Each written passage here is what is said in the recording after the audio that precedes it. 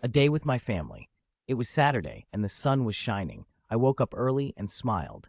Today was family day. My mom, dad, and little sister Mia were all at home. We had plans for a fun day together. First, we had breakfast. Mom made pancakes, and they were delicious. We all sat at the table and talked. Dad told funny stories from when he was a kid. Mia laughed and wanted to hear more. After breakfast, we decided to go to the park. We took a picnic basket with sandwiches, fruits, and juice. At the park, the grass was green and the flowers were bright. We found a nice spot under a big tree. Mia wanted to play on the swings. She laughed as Dad pushed her higher and higher. I took some pictures with my phone. Then it was my turn to swing. I felt like I was flying. After playing, we sat on the blanket and ate our picnic. The food was tasty, and we were all happy.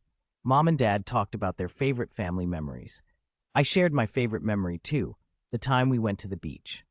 As the sun began to set, we packed our things and went home. I felt grateful for my family. We had a wonderful day together, and I loved spending time with them. Family is important, and I am lucky to have such a great one.